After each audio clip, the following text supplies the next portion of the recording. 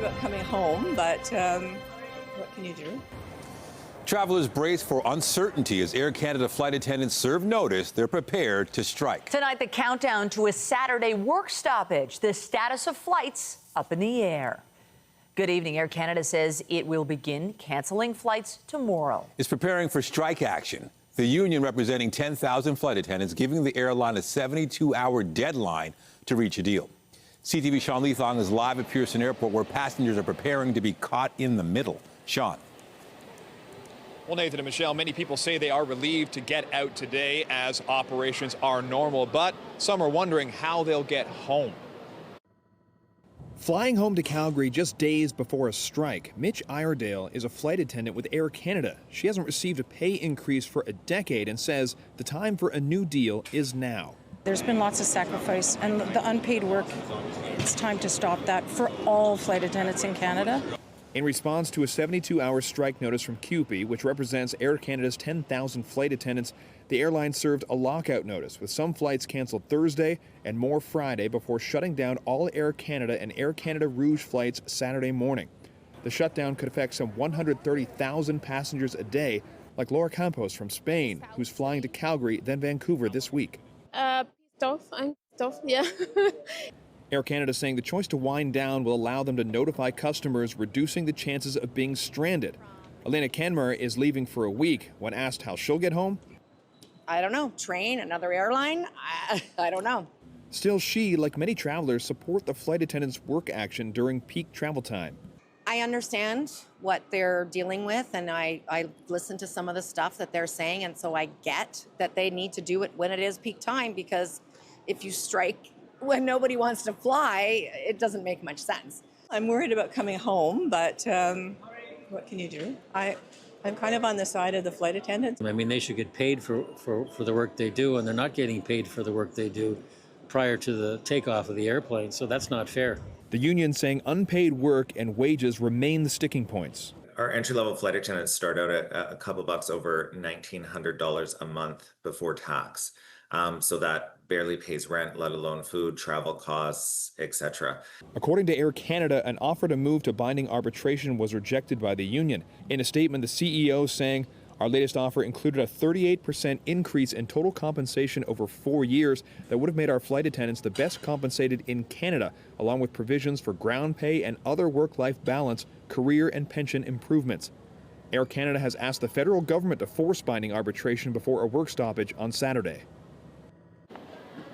And though talks have broken down, the union says that overall their goal is to get a deal before there is a work stoppage. Reporting live, I'm Sean Leithong. Nathan, I'll send it back to you.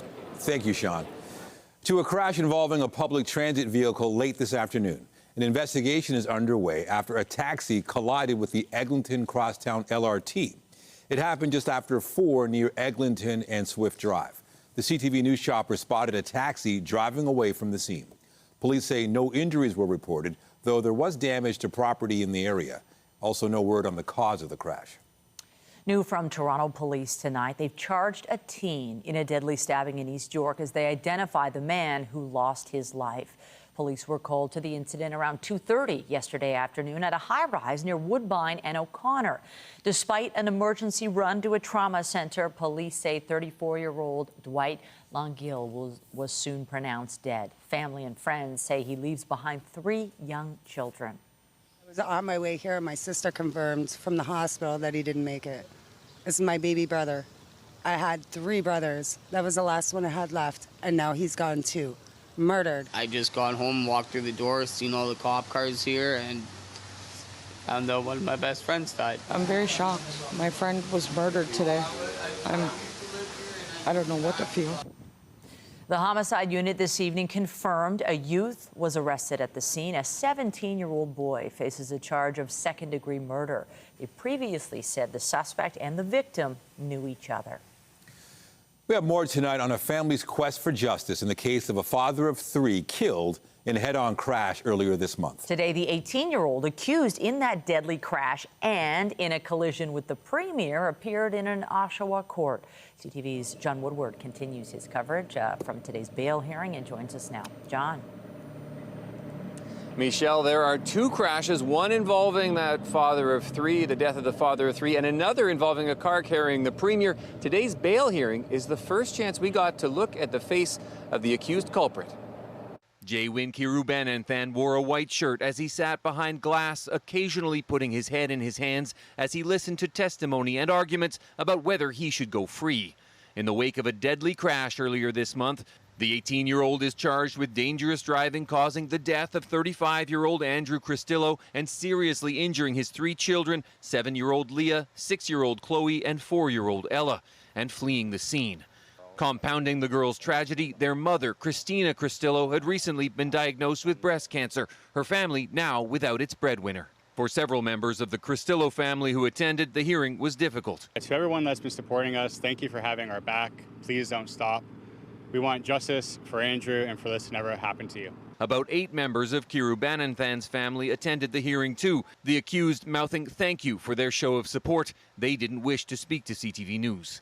Only months before, Kirubananthan had been charged with dangerous driving in a crash with an OPP cruiser carrying Ontario Premier Doug Ford. Court records show Kirubananthan likely faced a 30-day driving ban, but police didn't arrest him, just gave him a Form 9 appearance notice, so he didn't face any driving restrictions as he awaited his trial in December. In this case, a summons was sent out and an appearance was made, and the charge was before the court. There was no bail hearing or other type of procedure in that case. And then, unfortunately, he went out driving again and caused this immense tragedy. Cristillo's family calling for systemic changes. We asked Ontario's Solicitor General what else could have been done. At the end of the day, if people can't live within the law, if they feel that they want to act in a way that's not in keeping with our laws in Canada, they belong in one place, and that's in jail. A GoFundMe page established for the girls by their mother, now at $400,000, with loving comments, including, "We were all robbed of a beautiful soul, so full of life, happiness, and of course jokes. We are always here for you girls, Andrew's girls."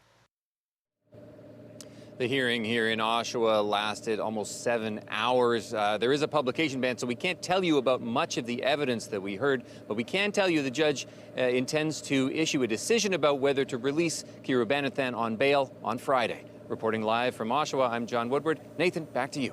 Thank you, John. Meanwhile, the southbound lanes of the 404 have been closed from Woodbine to Queensville Side Road as a result of a collision. Emergency crews and OPP are on scene, but have not given any details about the nature of the crash or any injuries. Also tonight, a strange sighting in the sky. As stargazers looked up to take in the meteor shower, they were suddenly captivated by a spiraling light. Experts weigh in on the mystery that had many in Ontario wondering what's out there. Time now for a check on how things are here on Earth. Still hot out there, but it's going to cool down tonight, so comfortable conditions if you have plans to head outside. As for tomorrow, the hot weather returns once again. Lindsay Morrison is here with a look at the current conditions. Hey, Lindsay. Well, Nathan, it won't be quite as hot tomorrow as it was at times earlier this week, but you're right, the humidity's sticking around, just not quite as oppressive. And it's dry in most parts of the GTA at this hour, with a couple of exceptions. We've got a shower impacting areas like Stouffville, Scarborough, and Etobicoke. But again, elsewhere, it is dry. We're going to clear out through the overnight hours tonight and eventually cool down. Right now, it is 28 degrees in Toronto. It feels like 36. We're tapping into a northerly wind, which is a bit of a change. Look at that forecast overnight low, 17 degrees, finally below 20, much more comfortable for sleeping. But tomorrow, that heat and humidity creeps back in again. We'll talk about this and take you through the weekend forecast coming up. For now, Michelle, over to you. Thanks, Lindsay. We'll take a look. It's a sight that brings with it mixed emotions. On the one hand, it signals the back half of the summer. But on the other hand, it means Toronto's in for more than 2 weeks of fun. The CNE is back, set to kick off in a matter of days. CTV Jessica Smith joins us from the exhibition grounds for a preview. Jess. Well, as you guys know, the CNE has returned for another year of more food, more fun, and even more entertainment for everyone. This is 2 feet of hot dog goodness right there. Look at that. Great for a family of 4. By yourself, we don't judge. It's a Canadian tradition. Well, it's 146 years and the tradition continues, and it's a fantastic year this year. The Canadian National Exhibition, also known as the CNE or the X, is a symbol of summer in the city. I think this is so, into our DNA, really, as Torontonians, because no matter where you are in the GTA, we all have stories here. From the butter-based food and drinks to the chicken nugget-filled cookies to the spicy lemonade, there's a tangy treat to tantalize your taste buds. Well, the CNE does a great job with the foods, and they do it over the top every year. And I tell everybody, right? There you go. I tell everybody it's the city's best cheat day. New to the CNE this year is Mythos, an immersive cultural storytelling experience. So you can touch the floor, interact with virtual fires. You can touch the tables and interact with koi that are swimming in the water. There's lots of different moments where you feel like you're a part of the story. A drag brunch has also been added this Sunday, featuring Canada's drag race icons, with proceeds from the show going to a local 2S LGBTQIA+ charity. You're getting people who are traveling from all over. You're getting people who are seeing their very first show, some people who have seen 1,000 shows before. So it's always fun to see who comes. From entertainment to rides and mouth-watering, mind-boggling foods, the CNE is sure to wow its visitors. The 146th edition of the CNE begins this Friday, August the 15th, and runs through to September 1st. Reporting live, I'm Jessica Smith. Nathan, I'll send things back to you. All right, looks like fun. Thank you, Jess. Well, it was a frustrating early morning commute for subway riders on Line 1, with service shut down on a major portion of the route. This was the scene at Lawrence West Station as riders tried to board shuttle buses. From 6 a.m. to around 7:40, trains were unable to run between that station and St. George. The TTC says a maintenance crew at Eglinton West Station finished late and trains didn't get out in time for regular service. And new TTC Chief Mandeep Lully apologized to customers, saying, "As CEO, I want to assure everyone that I am accountable, and I've asked our team to take immediate steps to mitigate such events in the future." He added, "Thank you for your understanding as we work to deliver the kind of reliable service you need and that you deserve." A Halton police officer was injured while responding to a break-and-enter at a Shoppers Drug Mart in Milton this morning. Police were called to the store on Main Street just before 3 a.m. Police say one suspect was arrested at the scene. A second suspect tried to flee in a vehicle but was arrested a short distance away. And a third suspect was able to avoid police and get away. An officer and a suspect both suffered non-life-threatening injuries. The two suspects who were arrested are each facing several charges. Investigators are asking anyone with information to come forward. Meanwhile, 3 men were hurt in a crash in the East End last night involving a motorcycle and a taxi. It happened around 9:30 near East Lynn and Danforth. Police say a 19-year-old man suffered serious but non-life-threatening injuries. Meanwhile, 2 men, one in his 40s and the other in his 60s, also suffered non-life-threatening injuries. The cause of the crash remains under investigation. After campaigning on a platform of protecting Ontario from U.S. tariff impacts, the Ford government is offering up $1 billion in emergency loans for hard-hit businesses. These will be loans from anywhere between $250,000 to $40 million. So think about it as providing a liquidity to kind of stay in business, help keep workers on the job, so that that gives them an opportunity to pivot to the new world. The loans are intended for companies subject to Section 232 tariffs, like those in the steel, aluminum, and auto sectors. The Ontario Liberals said broader support was needed to strengthen the economy for the long term. We turn now to the 2 wildfires burning in cottage country. Officials say the situation in the Kawartha Lakes region remains very serious, but there has not been a noticeable change since yesterday. So outside Fire Region 1, OFR 1, remains at 33.5 hectares and is located approximately 200 meters east of Prospect Road and 1 kilometer north of Eldon Station Road. The Forest Fire Management headquarters of Halliburton was the one that responded to this fire. We have 5 fire ranger crews, and the fire is still not under control. Halliburton 19 remains at 27 hectares and located approximately 1.6 kilometers west of Highway 49. and 1.7 kilometers south of Highway 121. The fire has been tied in, meaning that the suppression efforts, the fire suppression efforts intended to secure the fire's perimeter has been secured by a continuous measure that would allow for in preventing it from advancing further. The Ontario Ministry of Natural Resources says there have been no changes in crew numbers from yesterday when operations were focused on the ground and an aerial attack was not required. There was some rain overnight, which has helped bring down the fire hazard, and temperatures are cooler. But with more hot weather forecasts, it might not take long for the hazard to build again to high or extreme. There have been no evacuations and none is planned. The public's being asked to continue staying away from the fire areas. Wildfires are still raging elsewhere, including near St. John's, Newfoundland. The province's health services has postponed elective and day surgeries at several hospitals, and neighborhoods outside the capital are on evacuation order. CTV's Garrett Berry reports. It's taken everything this province can give to slow the spread of flames here near Paddy's Pond, and still more than 20,000 people are being told they need to be ready to leave their homes at a moment's notice. Another run from a water bomber before it slips behind the smoke. Each of the province's 4 regular tankers were working here today, but so desperately needed, they're also being shared with another fire in the Conception Bay North area. There's so much demand for air assets across the country that officials in Newfoundland are looking further. They're bringing in privately owned aircraft, a pair of Black Hawk helicopters from Utah, a Sikorsky Fire Raptor, and a handful of other high-capacity helicopters. The bill for the rentals, more than $8 million. The approach we're taking right now is to get as many assets here as we can. If we overpay and don't need them because the fires are out, I'll take that all day long. What hasn't helped is a string of fires set overnight in downtown St. John's and some of the city's busiest areas that police believe are all suspicious. We suspect that one person is responsible for multiple fires in this case. So we are looking for any information. There's been a lot of speculation across the province over the past number of days about the cause of some of these fires. And today's information from St. John's is the closest that any official source has gone to suggesting there's some ill intent behind some of these incidents. Garrett Berry, CTV News, St. John's. Elsewhere in Atlantic Canada, there's a desperate need for rain in Nova Scotia as that province also battles wildfires.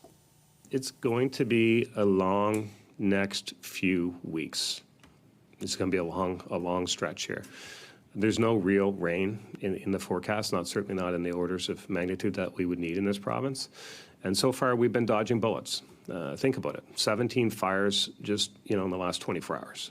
The province is a tinderbox. It's so easy for a fire to start right now. We haven't had any rain since June. There's no rain in the short-term forecast, but firefighters are taking advantage of low wind and foggy conditions to battle an out-of-control 15-hectare blaze on the western outskirts of Halifax. There's still no threat to residents or structures. In New Brunswick, residents north of Moncton are on evacuation alert. What we have at the moment really is a tale of 2 fires. We are seeing promising results from the hard work of the firefighting teams on the fire in Irishtown. And while we have put dozens of people and air resources and others on the Miramichi fire, it continues to grow. Those are 2 of 16 fires burning in the province. There were 6 new ones yesterday, but the Premier says crews are putting them out quickly. Still, conditions are being made worse by the extremely hot weather. Like in Nova Scotia, a ban is in effect on people entering forests. On the west coast, a wildfire south of Port Alberni, BC, is now more than 20 square kilometers. The blaze has already prompted states of local emergency and forced evacuations on south central Vancouver Island. The Mount Underwood fire is one of 7 classified as out of control in British Columbia. There were about 90 active wildfires in the province as of today. At Queen's Park, there was a call for action from provincial politicians and families with loved ones in Gaza. They want the federal government to do more to help people caught in the middle of the war between Israel and Hamas. CTV's Beth McDonnell reports. As deadly and devastating Israeli airstrikes in Gaza continue, Palestinian Canadians want their loved ones evacuated to Canada. Rad Hamdan already lost a brother and 14 relatives. My two brothers and their families are still trapped in Gaza, facing starvation and death. We have been calling for the reunification of our families from Gaza to Canada since October 2023. From Queen's Park, he joined several NDP MPPs and Gazan Canadians demanding Ottawa make it easier for relatives to escape the war. Mirvat Al-Shrafi's family home in Gaza was bombed. Her mother and sisters were trapped under rubble but survived. Still, she can't get them here. I waited 6 months for the code. When I finally received it on June 5, 2024, I immediately started their visa applications. Since that day, there has been complete silence, no updates, no progress. The group wants in-person biometric requirements like giving fingerprints before leaving Gaza removed, immediate evacuation pathways for parents, patients, and students, and a meeting with Canada's immigration minister to develop changes so people can be saved. Immigration, Refugees, and Citizenship Canada says since the start of the conflict, 864 people have arrived from Gaza, and as of July 8th, 1,750 people who left Gaza passed security screening and are approved to come to Canada. But the group says Ottawa is holding Gazans to a higher standard than others fleeing safety, and some countries are evacuating Gazans. 800 people is such a drop in the bucket, and the cap is 5,000. We want that cap to be raised. We need the government to process these people faster. If you're in Egypt, you can come here.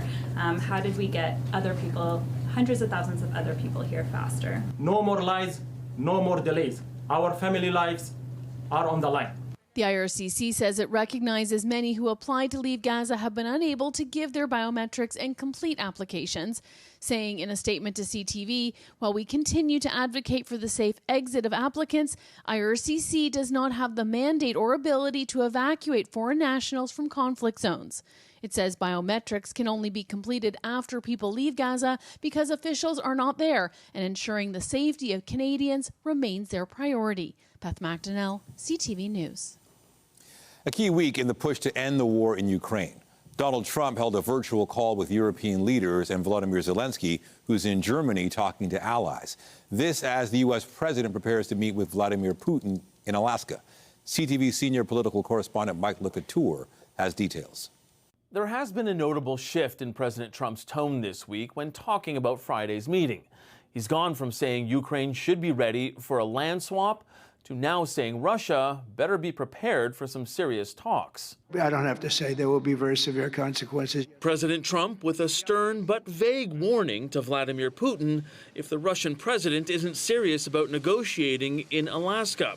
Now, if that meeting does go well, the American president wants to move quickly towards another summit. I would like to do it almost immediately, and we'll have a quick second meeting between President Putin and President Zelensky and myself if they'd like to have me there. European leaders emerged from a video conference with Trump this morning saying all agree. Any change to Ukraine's borders must be decided by Ukrainians. That call was to shape Friday's discussion. While Zelensky won't be at that table, he hopes the central focus is a ceasefire. Putin is bluffing about wanting to end the war, Zelensky told reporters, as well as European leaders and Trump. After a separate meeting of European countries and Canada, the Coalition of the Willing released a statement saying it is ready to implement military plans to support Ukraine in the event of a ceasefire. We're ready to support this, including through the plans that we've already drawn up to deploy a reassurance force once hostilities have ceased. When that could be remains an open question. Russian forces have reportedly pushed into territory held by Ukraine in the Donetsk region. The only thing that is going to put an end to this war is if the U.S. gives a lot more military aid to Ukraine and allies itself with the Europeans and Zelensky. President Zelensky has been pushing for more economic sanctions on Russia to cripple its war machine, something Trump has been reluctant to consider so far. Mike LeCouture, CTV News, Ottawa. To a mystery in the skies over southern Ontario last night. Did you happen to see it? A strange object spotted by stargazers has fueled plenty of speculation online about what it could be. CTV's Scott Lightfoot went searching for answers today. On a night when many were looking up, hoping to catch the Perseid meteor shower. That's the weirdest thing I've ever seen in my life. Residents across parts of Canada and the U.S. saw something else. All of a sudden, literally out of nowhere, came this puffy, kind of looked like a bow tie with really pretty ends to it. But no one seemed sure of just exactly what they were looking at. I'm 68 years old and I've looked at the sky for many years and I've never, ever seen anything that came close to what this was. Jim Walsh captured this video from outside his cottage near Ottawa. He thought he heard raccoons in the trash, but when he went outside, what he saw was something he couldn't explain. And he wasn't the only one. Right over there, I could see the Big Dipper in the background, actually. The cell phone videos and photos don't do it justice, according to those who saw it with their own eyes. It looked like a white light, and it had like a spirals, and it was slowly moving. Looked like a kind of a bright light in the middle with wispy cloud-like things coming, almost like wings coming off both ends of it. We've got two grandsons here. One of them lost a tooth yesterday, and they're convinced it was the tooth fairy leaving with one of their teeth. It was a fairy of sorts, according to those who watch the sky for a living. It is just a rocket that's falling back to Earth. Standard rocket procedure. Allumage de CSR et décollage. Parts of this rocket launched last evening from French Guiana, ferrying a European weather satellite into polar orbit. And even though it was nighttime for us here on the ground, because the rocket was so high up at 800 kilometers and far enough east, it was still being lit by the sun. When it's falling back to Earth over the Atlantic Ocean, it's still slightly burning. And so you see that plume from the fuel, from the exhaust that's coming as it's sort of fizzling out and falling back to Earth. And it looks wild. A wild few minutes for stargazers who thought they might see a meteor and ended up seeing what was, at least for the moment, an unidentified flying object. Lots of stuff from space. It's gorgeous when you see it through a telescope, but looking at it with the naked eye, this was something completely brand new. Scott Lightfoot, CTV News. Coming up, you can call me on my payphone. A new addition to Drake's Toronto mansion has many wondering what's that about. We make some calls. And I'm Pat Foran. Coming up on Consumer Alert, police are warning about an increase in distraction thefts. Criminals are targeting seniors and trying to steal their jewelry. We speak with a man who had his gold chain stolen. And in York Region, a suspect was arrested after a woman was injured. I'll have that story. That's just ahead. Well, after almost 2 weeks of no rain, we picked up 8 millimeters yesterday in the city of Toronto. And then we had a few thunderstorms overnight early this morning, so that tally will go up. Let's talk about Friday. Let's go to the X. Here's a look at your opening day forecast. Back up around 30 and feeling into the mid-30s, but a whole lot of sunshine to kick off the weekend. Stay with us. We'll talk about the cool down in the long range, and we've got another full night of great shows for you right here on CTV.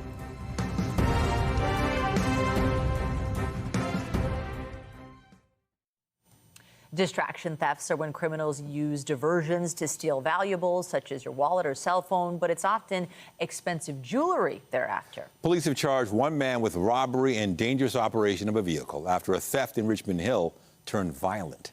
Here's Pat Foran and Consumer Alert. Pat. Nathan and Michelle, police say distraction thefts happen most often in the summer when people are more likely to be outside. A Mississauga man was approached in a parking lot and had a gold chain worth thousands of dollars stolen from around his neck. Did they give you both of these items? They just give it to me. I'm giving it free, actually. VJ Vic Rant of Mississauga says it was last month when he was parked outside a grocery store. A woman approached him and said she was celebrating a birthday by handing out free jewelry. She put a gold-colored chain around his neck. She did like this. And, close the hook. Moments later, she was gone, and he realized she had removed his gold chain, which was worth thousands of dollars and had sentimental value. This chain itself is about 60 to 70 years old. I inherited it from my father. What he received was made of cheap plastic that looked like it came from a dollar store. It happened so fast, actually. I just could not believe myself. Woman gets back into the vehicle. The lady looks down, realizes the bangles from her wrist have been removed, and she has this essentially junk jewelry left behind. York Regional Police laid charges in a case where a 78-year-old woman received serious injuries. After her jewelry was taken, there was a brief struggle and she was knocked to the ground. Radu Oracel, 35 years old, is a foreign national. He was charged with robbery, theft with violence, and dangerous operation of a vehicle. Police say many distraction thefts appear to be part of a network of organized criminals in Canada illegally practicing criminal tourism. They're just here to commit their crimes.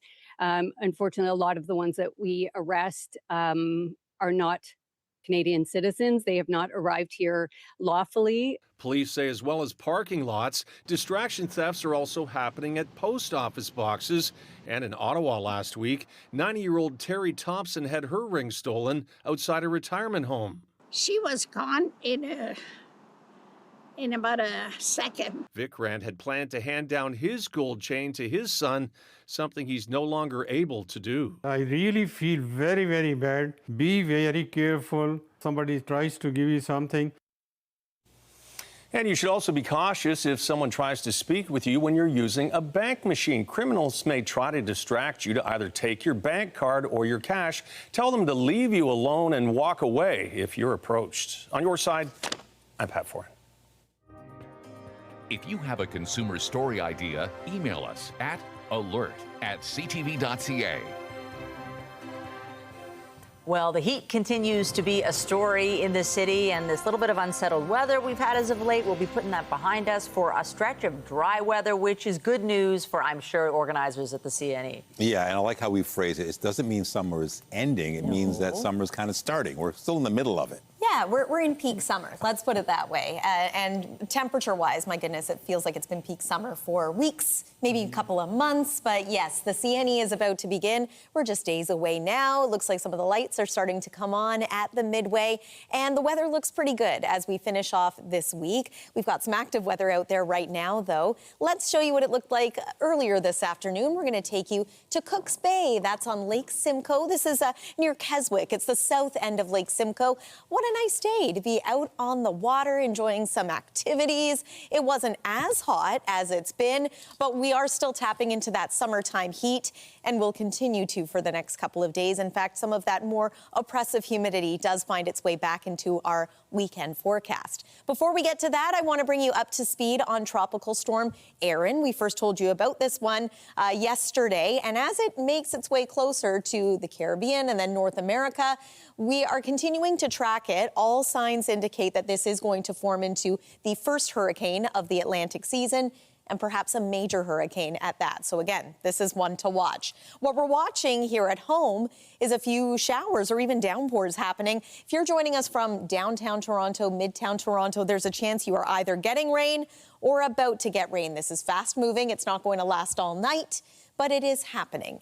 Here's a look at what's in store as we make our way through the night tonight. Not only is the rain going to move out, but the clouds are too. We will be clear overnight, and then high pressure will be in place for the next couple of days here. I've set the forecast radar in motion, and yeah, there really isn't much to show you here. Sunshine for your Thursday, Friday, and your Saturday, late day Saturday and into Sunday. The possibility of wet weather looks to return. So we'll talk about that coming up. It is currently 28 degrees. Feeling like 36 in the city of Toronto, no longer feeling into the 40s, which is a good thing. Again, right now we're dealing with some wet weather, especially downtown Toronto. But once we move past 7 p.m., we should be able to enjoy a little bit of sun before it sets. And perhaps you've noticed the sun is setting a little bit earlier. I sure have noticed it before 8:30, in fact. Overnight tonight, let's talk about this. Our temperature finally slipping below 20 degrees. That will make tonight much more comfortable for sleeping, especially for those without air conditioning. 13 degrees in Waterloo, 14 in Peterborough.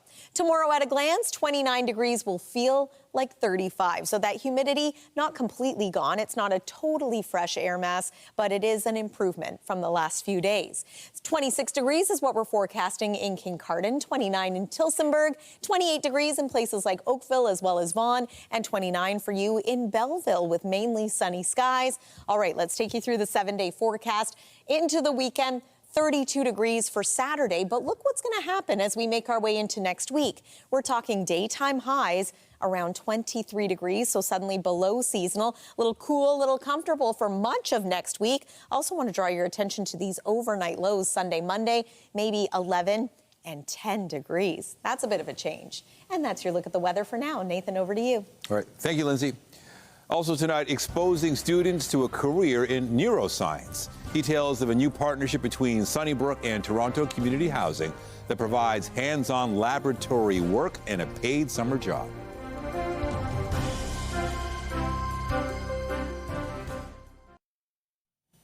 A pilot program is putting talented students from Toronto Community Housing into the halls of one of Canada's top neuroscience centres. We get the details from our health reporter, Pauline Chan.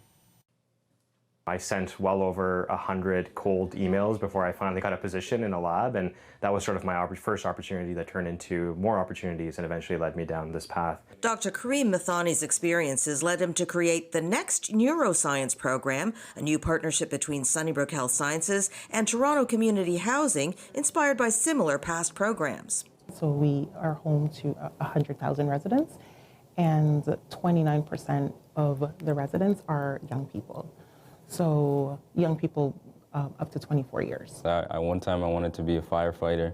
Another time, for many years, I thought I would be in the NBA. Caleb Wamiki just finished grade 12, and his 2 months at Sunnybrook have inspired him to switch to a career in neuroscience. I think it's the most interesting system in the body, the nervous system, because it controls like your mind, it controls voluntary movement, it controls your breathing, all these things that we don't even think about. Before this, I never had the opportunity to come into a physical lab, coming to a hospital, seeing people, and this is their day-to-day job, you know? Nabayat Fasaha had always been interested in science, but never dreamed she could get a paid summer job in a top neuroscience department. I come here from like 9 to 5.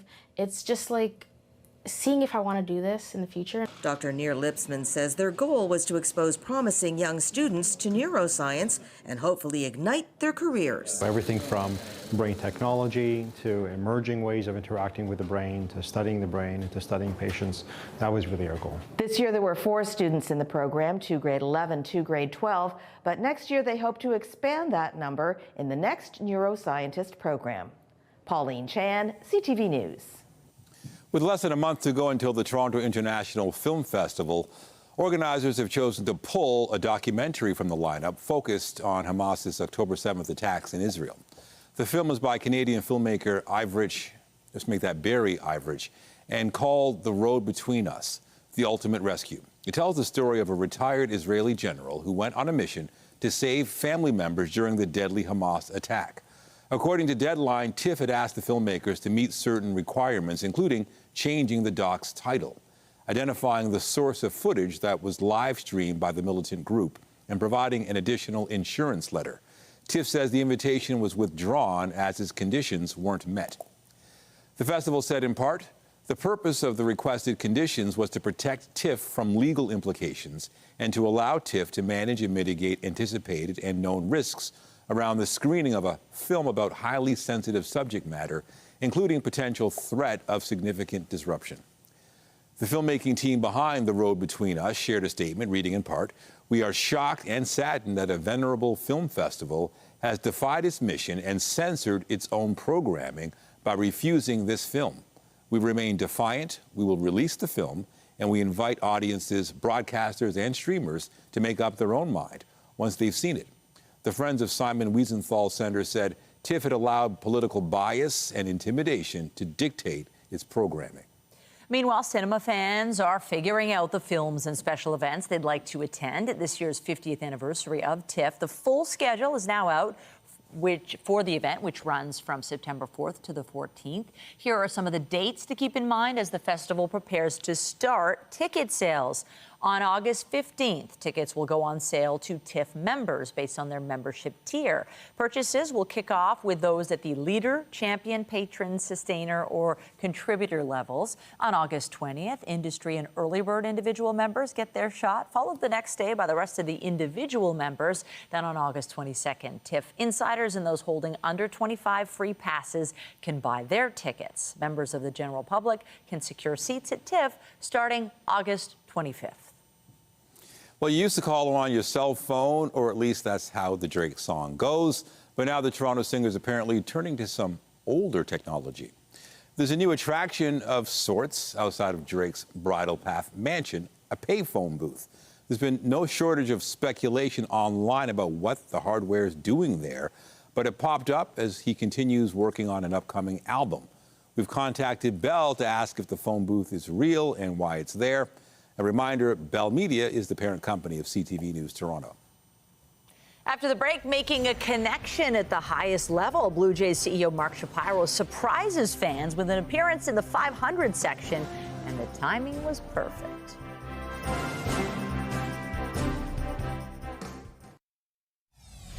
If you strike when nobody wants to fly, it doesn't make much sense. I'm worried about coming home, but what can you do? Updating our top stories, travelers are bracing for a work stoppage at Air Canada as the airline and its flight attendants struggle to agree on a new contract. Some flights are already being canceled Thursday and Friday, with all trips canceled starting Saturday if a deal isn't reached. Air Canada's called for Ottawa to force binding arbitration, as CUPE says its members are fighting for fair compensation. I've just looked at the sky for many years, and I've never, ever seen anything that came close to what this was. Stargazers in southern Ontario were treated to an unexpected sight overnight. They spotted a white object that some said looked like a bow tie. Experts say the phenomenon was likely part of a rocket that launched from French Guiana that lit up as it fell back to Earth. This is so, into our DNA, really, as Torontonians, because no matter where you are in the GTA, we all have stories here. And we got a sneak preview today of a returning late summer tradition. The Canadian National Exhibition is back with its usual mix of food, rides, and other entertainment and attractions. The X kicks off Friday and runs through September 1st. Remember to keep up to date day and night at ctvnewstoronto.ca and by downloading the CTV News app. On the markets, the Canadian dollar is up a fraction to 72.64 US. Our fix on Western Canadian Select has it down to 50.25 a barrel. And the TSX ended the day up 72 points, a close at 27,993.43. The Business Report is brought to you by Canadian Western Bank, the bank built for business.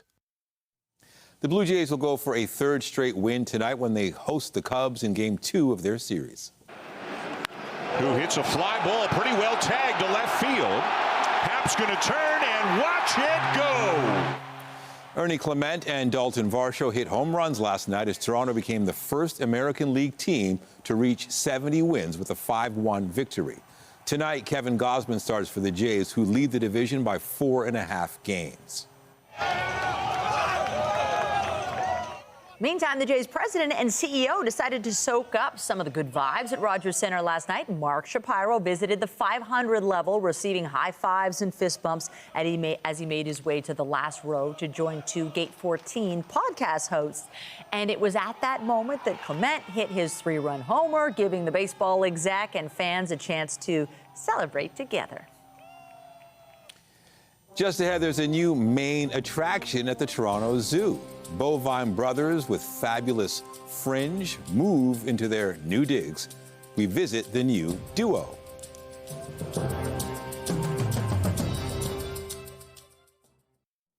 Finally tonight, the Toronto Zoo is home to 2 new residents. The shaggy coated cows are set to make their public debut this weekend. And today, CTV's Allison Hurst got to meet them. They're moving in, and the pair of bovine brothers are planning to stay. I definitely like their fur. They look kind of silly with all their hair and stuff. Their horns, too, they're really cool. A sneak peek for zoo members like Cheryl Monahan and her grandchildren, who planned today's trip to see the zoo's newest additions, these 9-month-old Highland cows. I was in Scotland 2 years ago, and it was the first time I ever got to see a hairy coo and pet it. It was wonderful, and they're gentle. They really are gentle. They remind me of my little brother Lachlan. And how? Because he has kind of red hair like them. This pair is from Ontario, but their lineage can be tracked across the pond. The Scotland Highlands is where Highland cows originated from. They can be looked back in the history books all the way to the 6th century. Mark Branson says the brothers who don't have names yet are here to stay, and the average lifespan is 10 to 15 years in a zoo setting. The intention behind them is our outreach and discovery team will be working with them each and every day to go through various positive reinforcement training to get them acclimated to potentially walking around the zoo eventually. Jenna McQuegan says Highland cows are her daughter's favorite animals. I think it's just we've seen them in different cartoons, and also they're just really adorable. So I think that might just be what it is. They look like one of the movies. Gina Snyder's children love all farm animals. So they had to come check out the cows. I think they just like that they're nice, to be honest. And they're so cute. It'd be great if they were standing, but we'll take what we can get. Perhaps exhausted by the heat wave this city is experiencing. They're so cute. They're really cute. Starting this weekend, the Highland cows will be visible to all zoo guests. Allison Hurst, CTV News. I mean, are they looking at us? I can't tell. I don't know. I don't think they mind having that hair. If you've ever, my mother-in-law's from Scotland, and you know what they call them, right? Mm-hmm. Hairy coos, or I don't. I'm saying it wrong. Island coos, yeah, very, very close. It's cute. Coos. Anyways, welcome to the zoo. Yeah. Yes, good day to go to the zoo tomorrow. It's going to be not quite as hot as it's been. I'm not going to say it's going to be cool because it's not. It's still going to be warm and humid. But how about cooler than it's been? Here's one more look at our satellite and radar. The wet weather that you might be experiencing if you're joining us from Toronto is going to move out, waking up tomorrow morning to sunshine and temperatures in the teens to start things off. So yeah, that is a little bit cooler, but we do climb to a high of 29 degrees, which will feel more like 35 at the height of the day. Here's one more look at your 7-day forecast, including the weekend. Chance of showers Saturday night and into Sunday. Significantly cooler air for next week. Michelle and Nathan. Thanks, Lindsay. That's it for us, but be sure to join Heather Wright tonight at 11 for CTV National News, followed by Zoraida Allman with your next local newscast at 11:30. In the meantime, our coverage continues anytime on CP24 and at ctvnewstoronto.ca. For Lindsay Morrison and the whole team here at CTV News, thanks for watching and have a great night.